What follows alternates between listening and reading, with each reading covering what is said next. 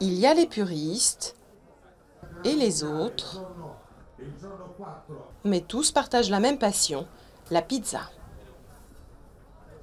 Depuis plusieurs années, Naples consacre même un festival avec 50 pizzerias réunies sur le front de mer et un championnat à son plat historique, car c'est ici, au pied du Vésuve, que la pizza serait née à la fin du 19e siècle, tout du moins la plus célèbre d'entre elles, la margherita, composée de tomates, mozzarella et basilic, les trois couleurs du drapeau italien.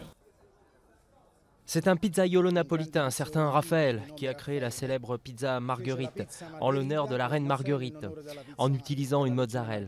Mais la pizza a des origines beaucoup plus anciennes. Disons qu'on retrouve même des origines chinoises à la pizza. Ju Yong, lui, est coréen. Il travaille comme pizzaiolo à Séoul. Comme des dizaines d'autres cette année, il concourait au prix du meilleur pizzaiolo du monde. C'est avec une pizza en forme du chapeau de Toto, l'humoriste italien le plus célèbre du XXe siècle, qu'il a tenté de séduire le jury, composé de grands chefs. La vraie pizza napolitaine n'est pas encore très connue en Corée. Mais petit à petit, les gens commencent à en entendre parler.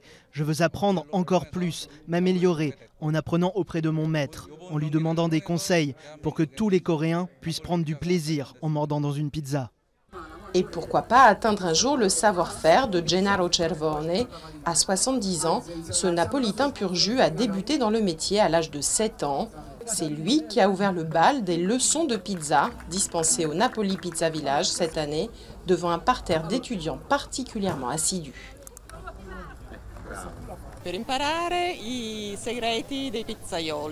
Je suis là pour apprendre les secrets des pizzaiolos. Parce que nous la faisons à la maison, la pizza, mais il nous manque le petit secret que nous voulons découvrir ici. Il n'y a aucun secret. De l'eau, de la farine, de la levure et du sel. C'est ça le secret.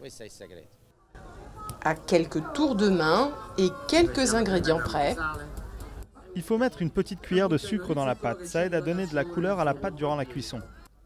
l'an dernier, près d'1 demi-million de personnes sont venues déguster la célèbre pizza tricolore, une fierté que les Napolitains espèrent voir reconnue par l'UNESCO.